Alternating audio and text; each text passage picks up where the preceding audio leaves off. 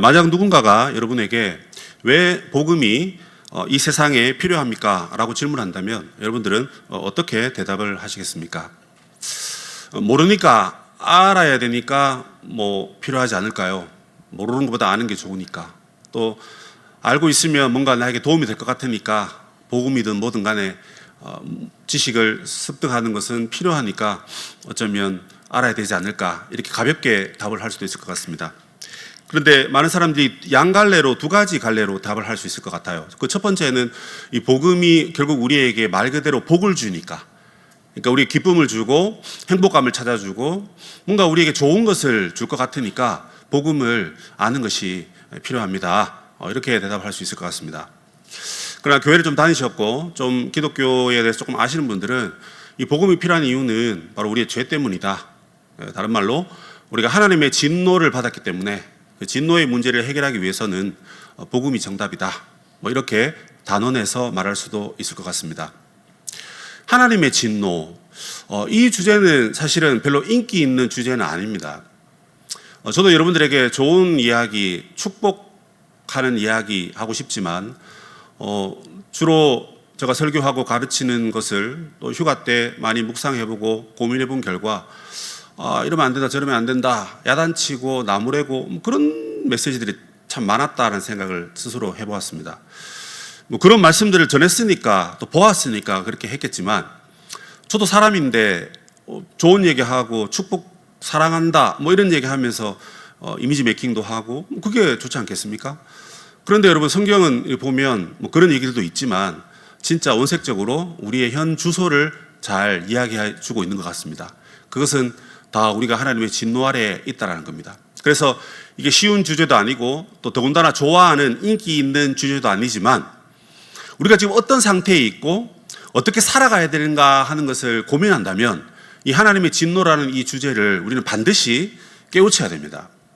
듣기 싫은 말이라도 반드시 들어야 되고, 듣고 난 다음 말씀을 기준으로 내 삶을 하루에 1도씩이라도, 하루에 한 걸음씩이라도 바꾸어갈 수 있다면 그 사람이야말로 복음에 합당한 사람이고 또 하나님의 진노를 오해하지 아니하고 또 잘 해석하는 사람이다, 그렇게 말씀드릴 수가 있을 것 같습니다. 먼저 우리는 오늘 이 말씀을 통해서 하나님의 진노가 무엇인가 하는 것을 먼저 생각해 보아야 합니다. 우리가 보통 진노라고 생각하면 화내는 것, 분노하는 것을 생각합니다. 그래서 사람들이 화내거나 분노하는 사람들이 곁에 잘 가지 않습니다. 왜냐하면 나한테 화내는 것 같고 그 화내는 사람 옆에 있는데 기분이 좋을 리가 없죠. 그렇기 때문에 이 진노, 분노, 이 단어를 별로 싫어하고 가지 않아요. 그런데 여러분, 하나님의 진노입니다. 하나님 사랑의 하나님이고 공의의 하나님이고 좋으신 분이다, 우리 이렇게 배워왔고 그렇게 찬양하고 그렇게 믿어왔는데 하나님이 진노하신다고? 에이, 나는 그런 하나님 믿기 싫어. 하나님 사랑의 하나님이고 내가 어떻게 하든지 나의 모든 것을 용납하고 받아주는 하나님이 좋지, 왜 하나님 나한테 진노를 하셔? 그런 하나님은 없고, 있다 해도 나는 그런 하나님 따라가고 싶지 않아, 이렇게 말한단 말입니다. 그런데 여러분 한번 들어보십시오. 하나님의 진노, 이것이 옳은가 그런가에 대한 질문을 한다면, 정답부터 말씀드린다면 하나님의 진노는 참되다, 옳다, 이렇게 말씀드리고 싶습니다. 왜냐하면 여러분, 이 하나님의 진노는요, 단순한 인간적인 감정적 분노가 아니기 때문에 그렇습니다. 우리는 우리의 마음에 안 들면 그냥 화납니다. 좋다가도 갑자기 상대방이 나에게 억한 소리를 하면 갑자기 그냥 치밀어 오릅니다. 화가 올라옵니다. 그렇죠? 그래서 단순한 감정적 분노를 합니다. 그러고는 상대방이 또 왜 그래 하면 잠깐만 미안해, 내가 왜 그런지 모르겠어, 이러면서 이제 그 사건을 무마시키려고 하죠. 사람들이 이렇게 교묘합니다. 그런데 여러분, 하나님은요 우리 사람처럼 그런 분이 아니시란 말이에요. 하나님이 단순히 그냥 화를 버럭 내시고 우리를 지옥에 보내시려고 그렇게 진노하시는 분이 아니란 말입니다. 우리가 하나님의 속성을 소교리문답이나 교리문답을 통해서 공부하신 분들은 이 이야기가 이해가 될 겁니다. 하나님의 속성이 어떤 속성이 있습니까, 여러분? 의로우십니다. 죄를 모르십니다. 죄가 없으세요. 죄를 만드시는 분도 아니세요. 그런데 그 하나님이 의로 다스리셔야 되는데 이 세상에 악이 가득합니다. 죄가 가득합니다. 진노가 가득합니다. 그러면 그때 나타나는 하나님의 진노는 어떤 진노입니까? 하나님의 죄를 향한 거룩한 미움을 표현한 겁니다. 거룩한 미움을 표현하면서 이렇게 사면 안 돼, 저건 옳지 않는 거야 라고 공의의 하나님이 그 공의의 하나님답게 행동하신 행동이 진노란 말입니다, 여러분. 그래서 여러분, 우리가 하나님이 만약에 의로우신 하나님이 죄를 보고도 하나님이 그래 죄 지을 수도 있지, 그래 어떡하겠니, 뭐 지옥 가면 되지 라고 계신다면 하나님이 아니신 거예요. 여러분, 만약에 부모님들하고 휴가지에 갔습니다. 물이 깊어요. 나 수영을 못해. 가서 막 빠져가는데 빠질 수 있지. 그래 네가 먼저 천국 가라. 난 나중에 갈게. 그러면서 그걸 방관하고 있다면 그게 부모입니까? 아니, 부모 아니더라도 지나가는 아저씨라도 아이고 어떻게 내가 수영을 못하니까 아이고 사람들 저 사람 좀 살려주세요 하고 그렇게 소리를 치면서 그 사람 건져내려고 소리를 치지 않겠느냐 말입니다.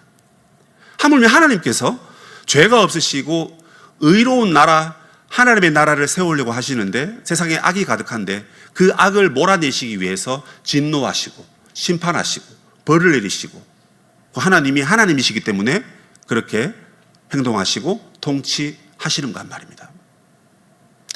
자, 이렇게 들으니까 목사님 그렇네요. 그러면 하나님 진노를 받는 것도 나쁘지 않는 거네요. 예, 물론 상황 판단을 잘 하셔야 되지만 어쨌든 오늘 본문의 흐름은 그렇습니다. 그런데 여러분, 이 성경에 나오는 하나님의 진노는 여러 가지 측면이 있습니다. 주로 이거를 종말론적 말세의 관점에서 보통 사람들이 이해를 합니다. 무슨 말이냐면 하나님의 진노는 지금 있지 않고 세상 끝에 온다. 이게 여러분 마태복음 24장 25장 예수님께서 감람산에서 강화하셨습니다. 마태복음은 예수님의 5개의 설교를 나열하고 있는데 그중에 마지막 설교가 이 감람산 강화입니다. 그 강화의 핵심은 뭐냐면 마지막 때에 대한 것입니다. 그래서 구약에 있는 말씀도 인용을 합니다. 해와 달과 별이 떨어집니다. 천지가 진동을 하고 세상 끝났단 말입니다. 그러면서 하나님이 진노에 대해서 막 설명을 합니다. 더 자세하게 보시려면 요한계시록 저 뒤편에 가보면 하나님의 진노의 대접이 한꺼번에 쏟아 부어지는 그런 환상들을 사도 요한이 보게 됩니다. 그래서 우리는 이 말씀과 또 여러 가지 말씀을 통해서 하나님의 진노는 세상 끝에 오는 거다. 그 세상 끝이라는 것은 아직 오지 않았으니까 물론 종말론적으로 말세의 시대를 살지만 말세 중에 말세의 지말 그때가 되면 하나님의 진노가 임할 거니까 지금은 예수 믿고 행복해야 돼. 지금은 예수 믿고 즐거워야 돼. 지금은 예수 믿고 우리가 기쁘게 살아야 돼. 이렇게 사람들이 생각하고 있단 말입니다. 그런데 저는 오늘 그런 여러분들의 생각, 혹시나 그렇게 생각하고 있었다면 그것도 맞는 말씀이지만 오늘 하나님의 진노가 이미 이 땅에 내려왔고 그리고 지금 이 시대에 우리에게 내려지고 있다 하는 것을 말씀드리고 싶습니다. 왜냐하면 로마서에서 바울이 말하는 그 화법이 바로 그거기 때문에 그렇습니다. 로마 교회에 바울은 편지를 보냈습니다. 이유가 뭘까요? 복음을 전하려고. 그러면 로마는 여러분 왜 복음을 받아들여야 됩니까? 이미 예수 믿는 사람이 있었지만 그 사람들로는 부족하고 더 많은 사람들이 이 복음 앞으로 나와야 했던 겁니다. 왜냐하면 로마 사회가 매우 타락하고 매우 찌들어 있었기 때문에 그렇습니다. 그래서 하나님의 진노, 이 복음의 메시지를 듣고 회개하고 돌아오라고 이 편지를 쓴 겁니다. 그래서 하나님의 진노가 세상 말세에 오잖아요. 이렇게 생각하는 그들에게 아니다. 지금 이 땅에 하나님의 진노의 현상이 나타나고 있다라고 말해주고 있습니다. 그걸 바울은 성경에서 정확한 표현으로 쓰고 있는데 3번에 걸쳐서 내버려 두셨다 이렇게 표현합니다. 하나님의 진노는 바로 내버려 두심을 통해서 이 땅에 실현되었고 나타났고 이미 왔고 지금도 진행되고 있다라고 말하는 겁니다. 이 내버려 뒀다는 단어를 무려 24절, 26절, 28절 3번에 걸쳐서 얘기합니다. 이 내버려 둔 건 뭐냐면 여러분들이 생각하시는 그겁니다. 오냐? 나 필요 없다고? 그래 너희들 알아서 해. 나는 모르겠다 하는 이겁니다. 근데 만약에 하나님께서 진짜 이 땅을 내버려 두시면 여러분 우리가 어떻게 될까요? 하나님의 긍휼이 우리에게 늘 향하다가 그 긍휼이 갑자기 차단됐습니다. 하나님의 은혜가 우리에게 늘 주어지다가 갑자기 은혜를 안 주십니다. 그럼 우리는 여러분 타락한 백성 아닙니까? 우리 안에 의가 없어요. 불의를 행합니다. 그러면 이게 악한 길로 가는데 하나님의 은혜로 우리를 붙잡아 주셔야 되는데 하나님의 긍휼로 자비로 우리를 반대편으로 당겨 주셔야 되는데 줄다리기 해보셨죠? 팽팽하게 당겨가지고 하나님이 더 힘이 있으시니까 우리를 끌고 가시는 겁니다. 근데 하나님이 줄을 놓아버리는 겁니다. 왜? 내버려 두시니까. 그럼 우리는 어디로 갑니까? 곧장 악한 길로 가는 겁니다. 이게 어떤 느낌이냐면 여러분 내가 차를 운전하고 가는데 브레이크가 고장났습니다. 근데 이 길은 지금 경사 60도의 내리막길입니다. 브레이크가 고장났어요. 핸들은 다행히 붙어 있습니다. 붙어 있다고 삽니까? 브레이크가 안 잡히는데 어떻게 잡아요? 뛰내리든지 차와 함께 마지막 운명을 같이 하든지 둘 중에 하나밖에 안 됩니다. 결론은 똑같습니다. 이래 주거나 저래 주거나 마찬가지입니다. 하나님이 은혜를 거두어 가시고 자비와 긍휼과 사랑과 이 모든 걸 다 차단하셨다? 그러면 어떻게 된다고요? 사망의 길로 가는 겁니다. 더 이상 하나님이 제재를 가하지 않으시는 겁니다. 이 내버려둠을 얘기하면서 바울은 이 사회 가운데 이 하나님의 내버려 두심이 이 시대만 있었던 것이 아니라 이미 성경에 여러 군데서 등장한다라고 이야기하고 있습니다. 여러분 잘 아시는 에덴 동산에서의 선악과를 먹은 사건입니다. 많은 사람들이 선악과를 먹을 때 왜 하나님이 스탑하지 않으셨냐, 왜 하나님이 시간을 멈추든지 아니면 그냥 아담의 팔을 꺾어버리시든지 아니면 그 사과를 그냥 단숨에 레이저를 쏴가지고 썩혀버리게 하셔가지고 그냥 못 먹게 하시면 우리가 범죄하지 아니하고 하나님 뜻대로 살지 않겠느냐, 이런 허무맹랑한 말을 합니다. 그러나 여러분, 우리의 모든 행동에는 하나님조차도 이래라 저래라 하지 아니하시는 책임이 모든 사람들에게 다 주어졌습니다. 아담은 그야말로 하나님은 아니지만 하나님과 거의 똑같은 상황에, 지위에, 위치에 다다르는 그러한 형태로 지원받은 거예요. 그런데 그 아담이 먹으려고 했을 때 하나님이 먹지 마라고 할 수가 없는 겁니다. 자기 행동을 자기가 책임져야 됩니다. 그런데 여러분, 아담이 이미 보암직도 하고 먹음직도 하고 먹으면 지혜롭게 할 만큼 탐스럽게 보이고 이미 여러분 눈으로 마음으로 넘어갔습니다. 먹지 않았지만 이미 끝난 거예요. 그때부터 하나님이 아예 컨트롤 안 하십니다. 내버려 두신 거예요. 그러니까 그냥 먹은 겁니다. 이뿐만 아니라 여러분 좋아하시는, 좋아하시는 모르겠지만 여러분 삼손 이야기 아시죠? 삼손의 힘의 근원이 어디서 나옵니까? 주로 이제 머리카락 그렇게 얘기하는데 맞습니다. 그러나 사실은 하나님이 삼손을 나실인으로 세우셨기 때문에 거기에 여러분 힘의 근원이 있는 겁니다. 근데 나실인 중에 여러분 하지 말아야 될 게 뭐냐면 이 삭도를 대지 않는 겁니다.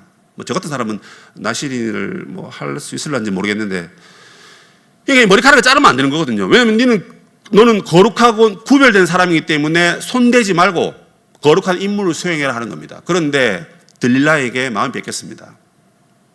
자기 이런 얘기했겠죠. 내 머리카락에 힘의 근원이 있어.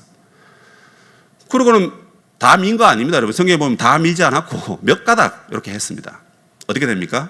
블레셋이 쳐들어오니까 삼손이 다시 일어나서 묵사발을 만들라 했는데 이미 나실인의 그 비밀을 누설했기 때문에, 하나님의 거룩함을 잃어버렸기 때문에 하나님이 삼손을 그대로 그냥 내버려 두셨습니다. 그 천하 힘센 삼손이 어떻게 됐습니까? 잡혀가서 두 눈이 뽑히고 소가 여러분 맷돌을 돌려가지고 곡식을 빻고 가는 그 일을 삼손이, 사람이 그 일을 했던 겁니다. 물론 마지막에 하나님 은혜 주셔서 내버려 두셨지만 다시 거두어 주셔서 3,000명이 넘는 모든 지휘관들과 모든 블레셋의 장군들을 다 죽였지만 사실은 하나님이 삼손을 내버리신 겁니다. 신약에 와서 예수님께서 말씀하십니다. 예수님, 저 바리새인들 좀 보세요. 그래, 가만히 내버려 두라. 왜요? 소경을 인도하니까 그들은 결국 둘 다 구덩이에 빠질 것이다. 그러니까 그냥 저들이 타락한 상태로 자기들이 안다고 지금 소경을 인도하고 있는데 내버려 두면 돌구덩이에 빠질 테니까 벌 받을 거다. 예수님 그렇게 말씀하십니다. 내버려 두라는 거죠. 호세아 4장 17절에 에브라임이 우상을 숭배했기 때문에 나는 그들을 내버려 둔다, 이렇게 말합니다. 무슨 말입니까? 하나님이 더 이상 그러면 안 돼, 회개해, 돌아와, 내가 도와줄게, 다시 내 품으로 오면 내가 없던 것처럼 너에게 새로운 힘을 줄게, 그 말조차도, 그 행동조차도 하나님이 이제 안 하시겠다는 겁니다.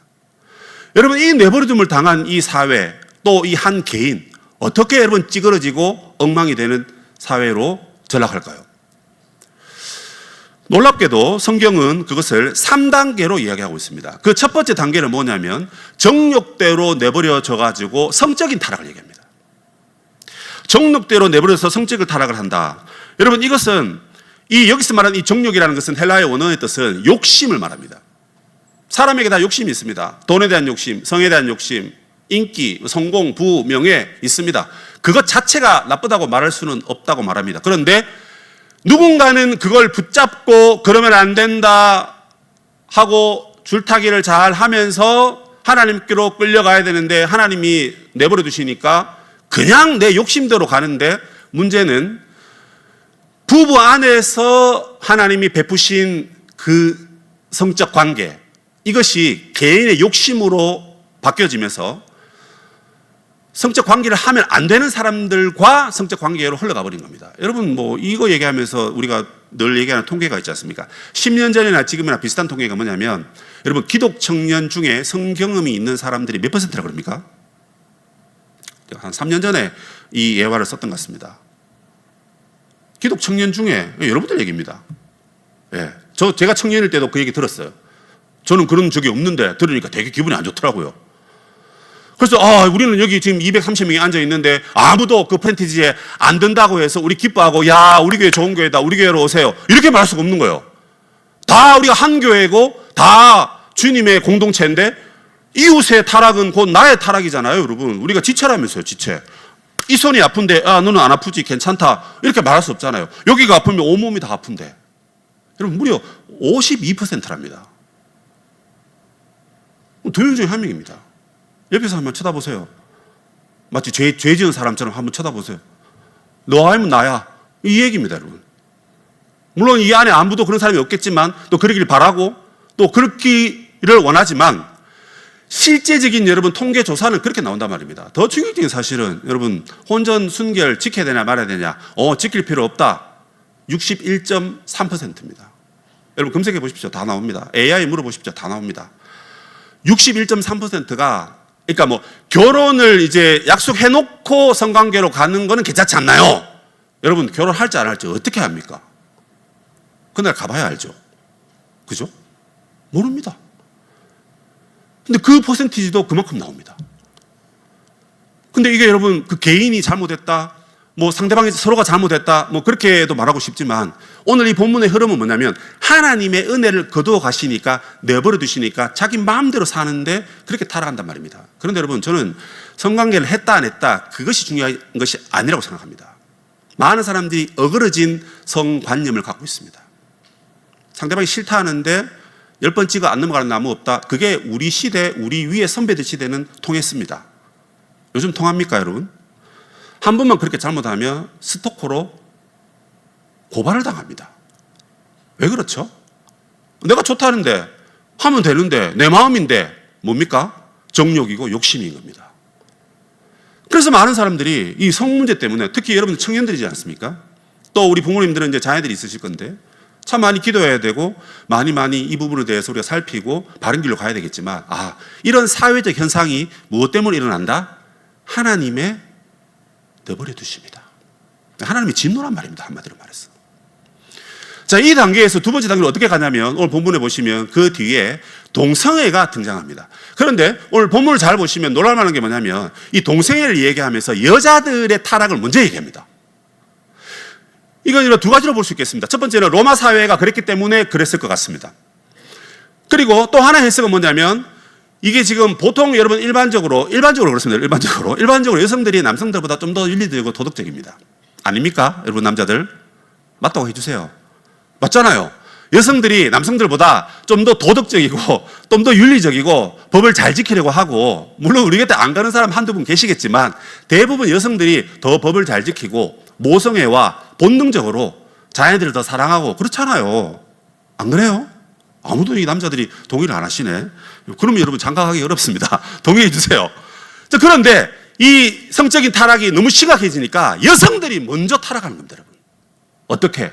여자들끼리 음행을 하는 겁니다. 레즈비언이라고 그러죠. 그러면서 이것이 억압된 성의 자유다라고 잘 포장을 하면서, 여러분, 예, 좋습니다. 자유 좋고 여러분 하고 싶은 거 하는 거 다 좋습니다. 그러나 어떻게 해요? 하나님의 창조 질서 안에서의 자유입니다. 창조 질서 밖에서의 자유라면 여러분 우주를 떠나가지고 우주 밖에 저 어디 공터에 가서 여러분 마음대로 하십시오. 근데 그런 공간을 갈 수도 없고 그런 공간이 없습니다. 모든 우주와 우주 아닌 공간도 다 하나님의 작품이기 때문에 우리는 하나님을 때려야 뗄 수 없는 그런 긴밀한 관계 속에 있더란 말입니다. 그런데 내 자유가 더 중요하니까 나는 남자 싫고 나는 여자들하고 하룻밤 자겠다. 정신 나간 짓이죠. 근데 여러분 안심하지 마십시오. 남자들도 그 뒤에 나옵니다. 이와 같이 됐습니다. 여자들은 먼저 더 많이 그랬고 남자들 또한 그 길로 빠져가지고 남창이 생기고 이런 어마무시한 사회적인 성적 타락의 형태가 일어나는 겁니다. 그래서 이상하게 취향이 이상합니다. 어린애들을 골라서 음행을 합니다. 정말 더러운 것은 짐승과 관계를 맺습니다. 왜요? 그 사람이 초이스입니까? 그 사람이 성향입니까? 그러면 제가 이 설교를 좀 잘못하고 있는 거죠. 자기들 원하는 걸 제가 왜 비판하겠습니까? 그럼 네 하고 싶은 대로 해라 할 수 있는데 이 모든 것이 뭐라고요? 하나님의 내버려 두심입니다. 그리고 한 걸음 더 나아가서 이 타락이 이제 어떻게 연결이 되냐면 온 사회가 그야말로 악이 가득한, 한마디로 말해서 이 세상 전체가 어디 시궁창에 빠진 것 같은 그런 냄새나는 구역질 나는 사회적 인간적 관계가 형성되어 버립니다. 그래서 오늘 말씀 그 뒤에 보면 28절 이하에 보면 인간의 도덕성 자체가 아예 그냥 쓸모없이 되어버립니다. 아무도 윤리적으로 도덕적으로 잘못된 것을 잘못됐다고 말 못하고 다 숨어버리고 봐도 못 본 척, 그렇게 사회 질서 자체가 마비가 됩니다. 거기 보면 21개의 죄악이 나오는데 앞에 나와 있는 4가지 불의, 추악, 탐욕, 악의는 기본적 공통적 이 사회의 특징을 설명합니다. 그리고 그 뒤에 나오는 5가지 시기, 살인, 분쟁, 사기, 악독이 가득하다. 이것은 개인적인 죄악을 말합니다. 그러니까 사회 전반적으로도 악이 가득한데 개인적으로도 이런저런 악을 구하더란 말입니다. 그런데요, 여러분, 수군수군하는 자유부터 시작해서 나머지 12개는 복수 형태로 말합니다. 그 말은 뭐냐면 사회 전반적으로 모든 사람들이 관계 속에서 이런 어떤 깨어짐들이 일어나고 있더란 말입니다. 정리하면 정욕대로 성적인 관계가 자기의 기쁨대로 가버리고 순리대로 하지 않았단 말입니다. 부부 안에서 남자와 여자가, 한 남자와 한 여자가 부부 안에서 성을 공유해야 되는데 그것이 다른 쪽으로 가버렸습니다. 2015년도에 대한민국은 간통이 더 이상 죄가 아니다라고 설명이 됐습니다. 전 세계적으로 자동차 썬팅 이야기를 좀 하면 유럽이나 일본 같은 경우에는 아시는 대로 썬팅을 거의 하지 않습니다. 왜냐하면 안전 때문에 그렇습니다. 휴가 때 차를 몰고 가는데 앞차가 안 보이는 겁니다. 왜냐하면 앞차의 후방 썬팅이 너무 진해가지고 그걸 통과해서 앞차를 봐야 되는데 제 차가 높은 차임에도 불구하고 안 보이는 거예요. 비슷한 차니까. 승용차 차면 보였겠죠. 넘어 보면 되니까. 그러나 뒷유리를 통해서 봐야 되는 뒷유리가 너무 진한 거예요. 안 보입니다. 운전을 상당히 조심스럽게 해야 됩니다. 그러나 유럽과 일본 같은 경우에는 법으로 규제를 했습니다. 예, 물론 우리나라도 규제했습니다. 가시광선이 70%가 넘게 들어와야 됩니다. 근데요, 우리나라 썬팅 산업은 갈수록 진하게 합니다. 우리 청년들 중에 진짜 차 썬팅 진하게 하는 사람들 의심해야 됩니다. 여러분, 썬팅 왜 진하게 할까요? 왜 할까요? 불륜 어디서 하는데요? 오늘 자꾸 이런 얘기해서 좀 죄송한데 여러분들 뭐 다 거룩한 우리 청년들인데 어른들이 차 안에서 불륜 저지릅니다. 1순위가 회사고요. 2순위가 차 안입니다. 차 안. 차 점점 어두워져야 됩니다. 왜? 안 보이게. 이런 타락이 여러분 계속 일어나고 악의가 가득하고 그야말로 쓰레기통 같은 이 세상이 오늘 지금 일어나고 있는 하나님의 진노이고 여러분 하나님의 심판이라는 겁니다. 목사님, 저 성적인 좀 취향이 독특한 사람이 있어서 그런 거고요. 그리고 그게 안 믿는 사람들이 그런 거잖아요. 저도 그렇게 말하고 싶습니다. 그러나 그 52%는 어떻게 설명할 것이며 61.3%가 그래도 된다라고 말하는 사람, 여러분 혹시나 진짜 그렇게 말하는 사람이 있으면 당장 저한테 신고해 주십시오. 그건 아니지 않습니까? 교회가 그걸 막아야 되지 않습니까? 아닌 걸 아니라고 말해야 되지 않습니까? 이 더럽고 추잡한 이야기이지만 그러나 설교단에서 하나님이 가장 싫어하시는 것이 여러분 남성과 여성이 남성됨 여성됨을 부인하고 자기 마음대로 왔다 갔다 하는 것을 하나님 제일 싫어하십니다. 왜냐하면 하나님의 창조 질서에 대한 전면적인 공격이기 때문에 그렇습니다.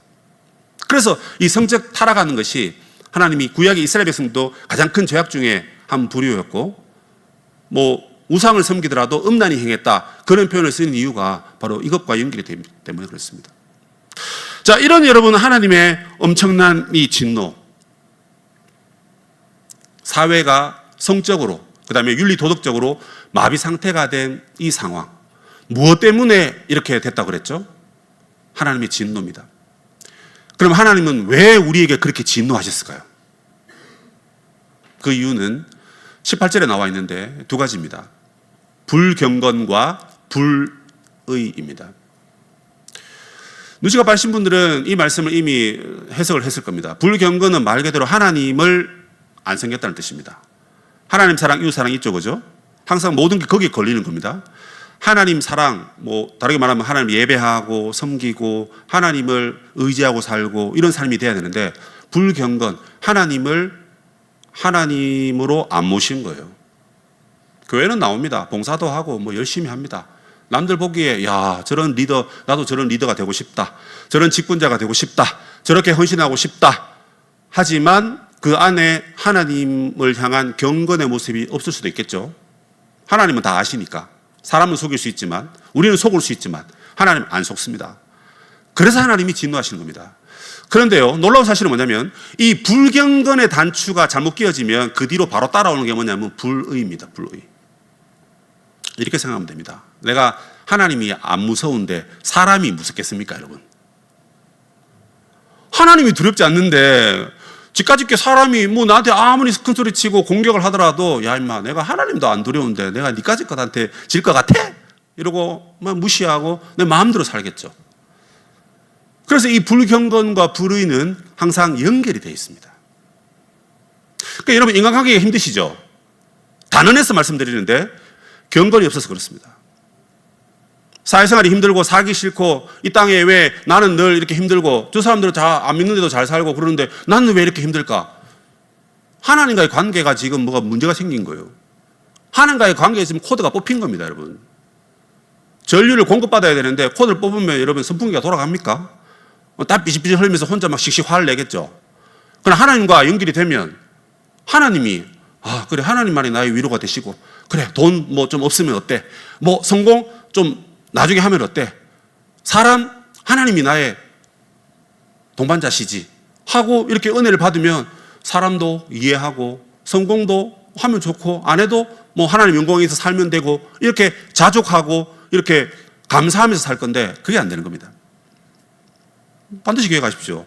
불경건이 불의로 갑니다. 불의하기 때문에 불경건이 오는 게 아니란 말입니다, 여러분. 우리가 하나님과의 관계가 깨지면 다른 모든 것이 다 올 스톱입니다.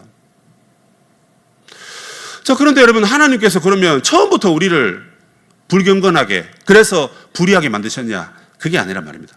하나님이 우리에게 자기를 알려주셨어요. 그게 뭐냐면 계시입니다. 계시. 하나님 우리에게 알려준 계시는 여러 가지가 있는데, 먼저는 여러분 일반 계시입니다. 그 일반 계시는 뭐냐면 이 온 세상 그 창조물입니다. 창조물.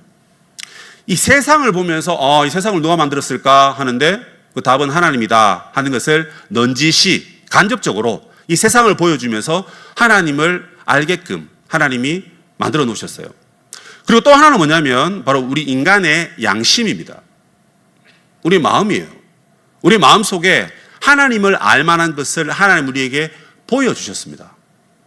그런데 이 두 가지는 완전하진 않아요. 완전해지려면 어떻게 되냐면 특별 계시인 성경을 봐야 됩니다. 그래서 1번, 2번 계시는 그래, 뭔가 하나님이란 분이 계시면 신이 이걸 만들지 않았을까? 맞아. 신이 있는 것 같아. 신이 만들었어. 신이 아니면 어떻게 이렇게 만들어질 수 있겠어? 이 정도까지가 창조물과 우리의 양심이, 마음이 주는 답입니다. 그런데 그때 나오는 그 신이 누구냐 하는 것은 성경을 열어보면 이게 하나님이시구나. 하나님이 세상을 만드셨고 아들을 통해 죄인인 우리를 구원하셨구나 하는 이 구원의 메시지를 성경을 통해서 알 수 있단 말입니다. 자, 그런데 하나님 왜 이렇게 하셨습니까? 난 하나님 모르는데요. 난 들은 적 없는데요. 난 느낀 적 없는데요. 라고 핑계치 못하도록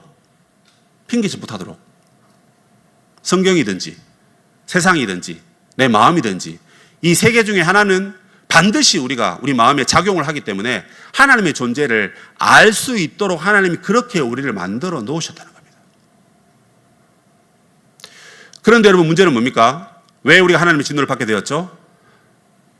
첫 번째, 이 하나님의 계시를 우리가 거부했기 때문에 그렇습니다. 그래서 그 다음 단계로 어떻게 갑니까, 여러분? 오늘 말씀 21절에 가보면 이렇게 되어 있습니다. 하나님을 알되 하나님을 영원롭게도 안 하고 감사하지도 아니하고 이렇게 되어 있습니다. 계시를 통해서 하나님을 알도록 이렇게 딱 해주셨습니다. 딱 보니까 야, 이거 하나님 여기 있네. 야, 여기 하나님 여기 말씀하시네. 네 마음도 지금 안 느껴져? 느껴지는 것 같은데? 라고 하는데 내가 알면서도 뭐예요? 하나님을 거부하는 거예요. 그래서 첫 번째 뭡니까? 하나님을 공경하지 않고 섬기지 않았다는 뜻입니다. 두 번째는 뭐냐면 하나님께 영광을 돌리지도 않고 이렇게 되어 있습니다. 인생의 목적이 하나님의 영광을 위한 것인데 그 목적대로 살아가지 않으려고 하는 인생의 죄악된 모습이 나타납니다. 그리고 또 하나는 무엇이냐면 하나님께 감사하지도 않고 이렇게 되어 있어요. 감사하면 어떻게 됩니까? 하나님의 존재를 인정하는 게 되는 거예요. 그래서 사람들이 우리에게 주신 이 행복과 기쁨, 우리의 삶, 뭐 어려움도 있겠지만 어쨌든 우리에게 주시는 이 누리는 이 안락함들을 여러분 우리가 어떻게 해요? 감사하지 못하는 거예요. 때로는 여러분 우리가 감사만 해도 우리의 모든 문제의 절반은 해결되는 때가 있거든요. 아까 그 정욕 얘기 나왔지 않습니까? 욕심이 끝이 없습니다. 왜 불륜을 저지릅니까? 아내가 있고 남편이 있는데 욕심 때문에 그렇습니다. 성에 대한 욕심. 근데 하나님 앞에 감사하면 그 불륜까지 갈 필요가 없는 거예요. 자동차 썬팅 진하게 할 필요가 없는 거예요, 여러분. 돈 많이 들거든요. 그런데 여러분, 이 세상은 하나님을 알만한 것을 알려주었지만 스스로 거부했다. 그리고 그 22절에 뭐라고 나옵니까? 교만이 나오죠. 스스로 지혜 있다 하다. 하나님 없어도 된다. 내 뜻대로 하면 된다. 교만해지고, 그리고 마지막 네 번째가 뭡니까? 하나님의 영광을 우상과 바꾸어버리는 결론으로 치닫게 되는 겁니다. 그럼 이겁니다. 이제 하나님의 진노가 왜 나타났느냐? 불경건과 불의 때문이다. 그러면 이 불경건과 불인데 불의는 불경건 때문에 따라온 거랬죠, 그죠? 그러면 불경건이 왜 생겨난 거예요? 하나님이 우리에게 충분히 계시하셨고 충분히 자기 존재를 알려주셨고 했는데도 계시를 거부하고, 맞죠? 그 다음에 하나님을 알지만 대놓고 거부하고 교만해지고, 그 다음 하나님을 안 섬기고 우상을 섬겨버리니까 결국 인간이 하나님의 진노 앞에 죽을 수밖에 없는 존재가 되었다. 이것이 사도 바울의 가르침인 것입니다. 여러분, 이 얘기를 우리가 들으면서 그렇다면 이 역사는 과거의 이 로마서 시대에만 일어난 것이 아니라고 했지 않습니까? 과거에 이미 시작되었고 이보다 더 앞선 시대에 시작되었고 바울 시대도 시작되었고 지금도 이러한 현상들이 우리 가운데 일어나고 있다라고 말합니다. 오늘날 우리가 매체를 살펴보면 전부 다 섹스 어필입니다. 다 성적인 것으로 사람들을 끌어당깁니다. 자동차 타이어 파는데 왜 여자들이 옷 벗고 나와서 그러고 있습니까? 불편합니다. 그죠? 왜? 이 제품 더 팔라고. 모르겠습니다. 이제 뭐 가게나 이런 거, 예, 그런 가게들이 있죠.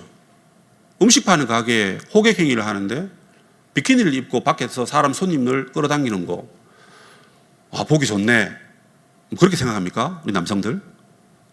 여성들은 왜 저 여자들밖에 없어? 남자들도 좀 홀딱 벗고 저렇게 나와서 우리 좀 접대하지. 이런 생각 하십니까? 여러분, 그렇게 생각하고 그냥 대수롭지 않게 넘기고 있다면 지금 이 시대를 향한 하나님의 진노의 메시지를 우리가 안 듣고 있는 겁니다. 깨달음이 없는 겁니다. 다른 사람들은 못 깨달아도 교회는 여러분 깨달아야 됩니다. 이 말씀을 정리하면서 이 악순환의 역사가 계속해서 일어난다는 것을 여러분 우리가 명심해야 됩니다. 그게 저는 두 가지를 말씀드렸습니다. 왜 우리에게 복음이 필요한가? 우리가 하나님의 진노 아래에 있기 때문에 그렇다고 했습니다. 하나님의 진노 아래에 있는 이 땅의 모양이 뭐라 그랬습니까? 성적 타락, 동성애입니다. 동성애의 결과로 우리가 상당한 보응을 입었다 성경이 말하는데 그 보응은 에이즈입니다. 해결할 수가 없습니다. 하나님이 해결 못하도록 못 박으신 거예요. 왜요? 하나님의 진노이니까. 근데 이 진노는 여러분 우리가 하나님의 계시를 거부하고 하나님의 존재를 거부하고 스스로 교만해져서 내가 원하는 우상을 만들어 놓고 그 우상에게만 빌면 그 우상이 나에게 복 줄 거다라는 그런 달콤한 자기의 꾀에 넘어가서 결국 하나님의 진노로 죽을 수밖에 없는 인생이기 때문에 우리는 복음을 필요로 한다. 이렇게 다시 원점으로 돌아갈 수 있을 것 같습니다. 자, 그렇다면 이 불완전하고 이 타락한 세상에 우리 개인과 이 사회를 구원하고 이 사회의 희망이 되는 길은 어디에서 찾을 수 있겠습니까? 두 가지를 말씀드리고 결론을 짓고자 합니다. 그 첫 번째는 이 타락한 하나님의 진노를 입은 이 세상의 회복, 어디서 출발해야 되느냐? 그 첫 번째는 진노하시는 하나님을 묵상해야 됩니다. 앞서 말씀드린 대로 여러분, 진노는 그냥 하나님의 단순한 감정적 표현이 아니라고 말씀드렸습니다. 왜 하나님이 진노하실 수밖에 없었느냐? 하나님이시기 때문에 또 진노하셔야 되는 게 맞지 않습니까?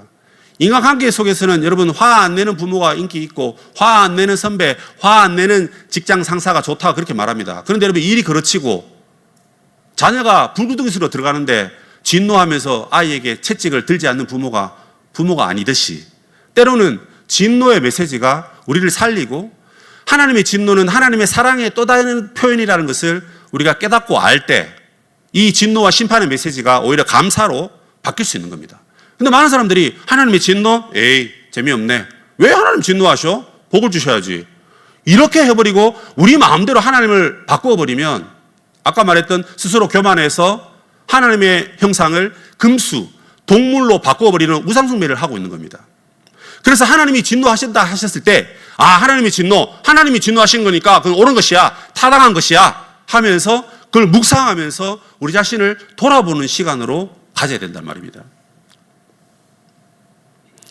그러므로 하나님의 진노에 대한 메시지가 성경에 엄청나게 많습니다, 여러분. 이걸 여러분 귀담아 들어야 됩니다. 이 하나님의 소리에 우리가 민감하게 반응해야 됩니다. 진노를 바라셔서 우리를 돌이키시려는 그 하나님의 음성을 사랑의 메시지로 들을 수 있는 것이 필요합니다. 믿음이 아니면 그렇게 들을 수가 없어요. 여러분, 사사기에 가보면 하나님께 사사를 일으키셔서 이스라엘 백성을 구원하지 않습니까? 근데 사사들이 일어나야 될 그 상황이 발생을 한 거예요. 왜냐하면 여러분, 이제 가나안 정복전쟁 7년 마치고 여호수아와 그 장로들이, 부모들이 다 죽었습니다. 자녀들이 남았는데 이 부모들이 없으니까 하나님을 모르는 거예요.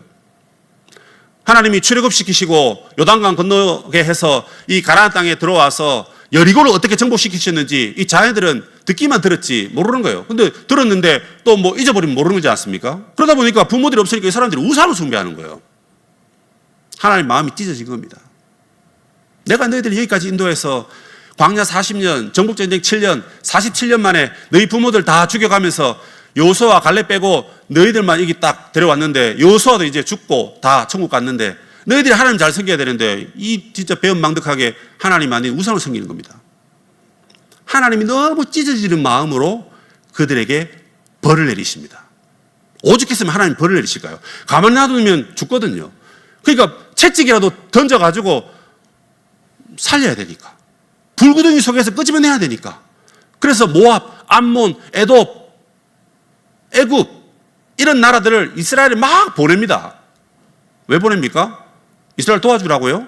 이스라엘 먹을 거 갖다 주려고요? 아닙니다. 이스라엘 심판하기 위해서, 이스라엘 벌 주려고.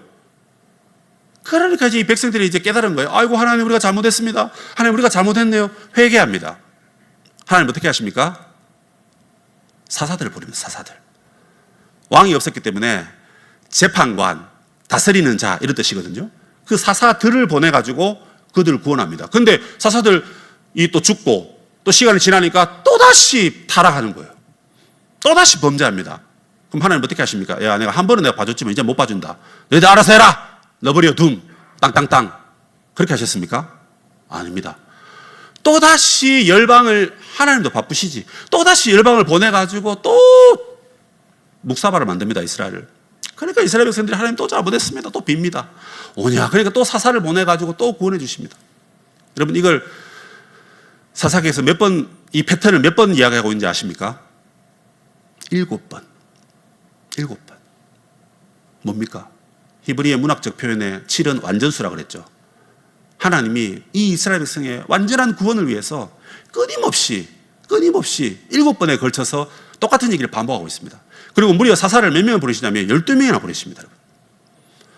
여러분 진짜 맞은데 또 맞는데도 아이고 나는 괜찮아요 하면서 계속 얻어맞고 있을 인간이 어디 있습니까 세상에. 1억 천금을 준다 그래도 우리는 그렇지 못합니다. 여러분 내가 화가 나는데 무슨 바로 공격하겠죠. 근데 여러분 하나님은 참으시는데 끝까지 참으시는 겁니다. 여러분 진노하시지만 회개하면 그새 하나님 마음이 누그러뜨려지셔가지고 그냥 아이고 그래 아이고 내 새끼 하면 그렇게 안아주시는 분이 하나님이시라는 거예요. 그걸 여러분 12명의 사살을 보니 여러분 그 인생이 여러분 350년입니다. 350년. 여러분 한 사람 돌아오는데 한 민족이 돌아오는데 350년 기다릴 인생들이 어디 있습니까 여기에. 뭐 길게 살아봤자 뭐 100살 살면 다 천국 갈 건데 350년을 하나님이 기다리시는 거예요. 그런데도 물론 이스라엘 백성들이 제대로 뉘우치고 못 돌아왔어요. 그런데도 하나님이 좋다 그럼 내가 왕을 세워줄게.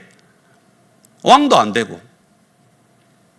그래서 결국에는 자기 아들 예수님을 보내셔가지고 야 너희들의 힘으로는 이제 안 된다. 내가 내 아들 보내가지고 너희들이 내 아들 예수만 믿으면 내가 너희들 다 구원할게. 이렇게 하셔가지고 하나님이 진짜 길이 참으셔가지고 우리를 구원하시지 않습니까?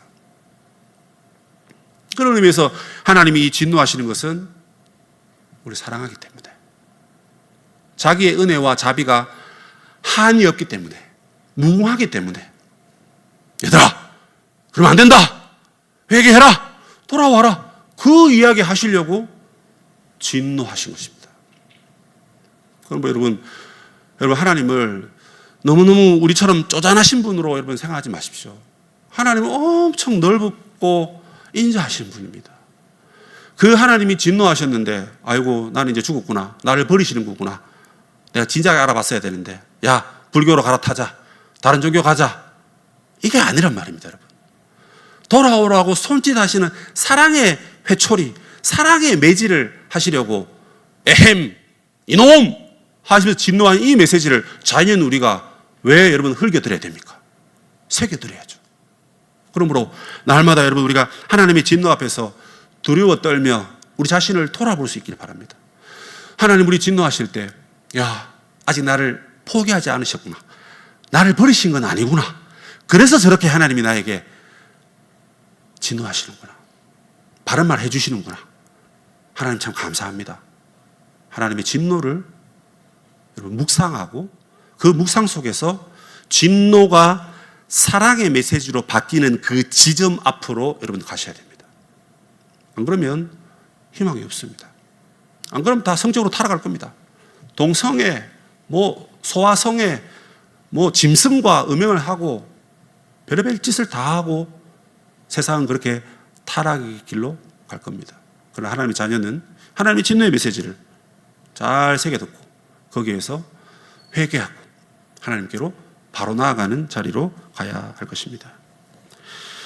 두 번째로 이 진노의 메시지를 들으면서 우리가 어떻게 희망을 찾을 수 있을까? 그것은 하나님으로부터 내버려짐을 당하지 않도록 우리가 하나님께 꼭 붙어 있어야 됩니다.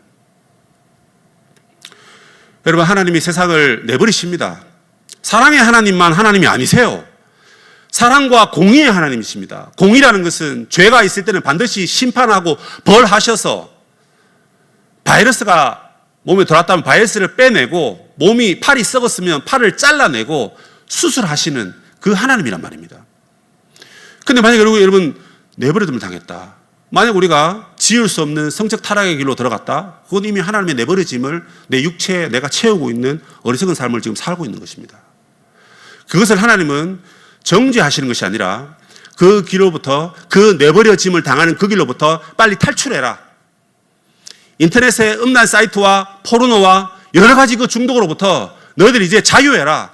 해방해라. 그러려면 내버려둠을 당한 그 자리에서 하나님 품으로 돌아와라 하는 이 메시지를 우리가 삼아야 됩니다.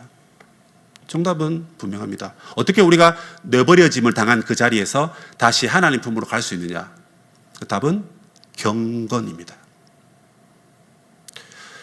여러분 오늘 진노와 경건이라는 단어를 여러분들에게 적용점으로 던져드리고 이것을 한 주 동안 묵상하시면서 하나님을 바라보십시오. 진노의 하나님이 왜 진노하시고 그 진노를 통해서 우리가 얻는 유익이 뭔가? 하나님의 진노가 우리에게 유익하니까 진노하시는 겁니다. 그걸 통해서 우리는 무엇을 깨달아야 되고 무엇을 하나님께 회개하고 어떻게 하나님을 사랑하며 섬기며 가야 될까? 진노를 묵상하십시오. 또 하나는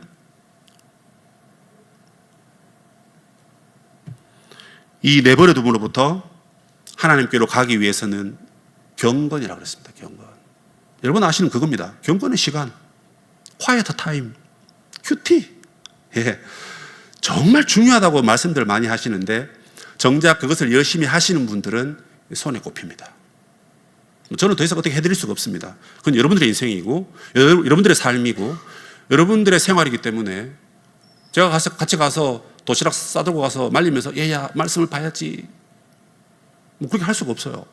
여러분들 부모님 그렇게 하십니까? 그렇게 못 하시잖아요. 저도 목사지만 우리 아들들한테 야 이놈아 말씀 좀 봐라. 1년에 한 번 딱 합니다. 한 번 진짜. 용돈 줘가면서 오늘 이번 주에도 3만 원 뜯겠습니다. 그러면 경건이 회복되면 불의가 사라지겠죠. 그죠? 불의가 사라지면 또 어떻게 돼요? 이 내버려 둠에서 오히려 하나님 품으로 가는 겁니다. 여러분 하나님의 품의 맛을 보셨다면 돈이 주는 또는 성적 쾌락이 주는 또는 내가 좋아하는 뭔가가 성취되었을 때 느끼는 그 무엇보다도 하나님의 품이 하나님과의 합리적인 또는 완전한 관계 속에 들어가는 것이 더 낫고 더 아름답다는 것을 깨달으셨다면 아마 경건이 얼마나 중요하다는 것을 여러분들이 잘 아실 것입니다. 이번 한 주간 여러분 경건을 다시 회복합시다. 더운 여름도 이제 다 물러갔습니다. 선선한 가을에 금요교대 기도도 좀 하러 나오시고 또 매일매일 기도와 말씀으로 하나님과의 관계 이것을 회복하는 우리 모든 청년들과 하나님 백성 되시기를 주님의 이름으로 부탁드리겠습니다. 아멘.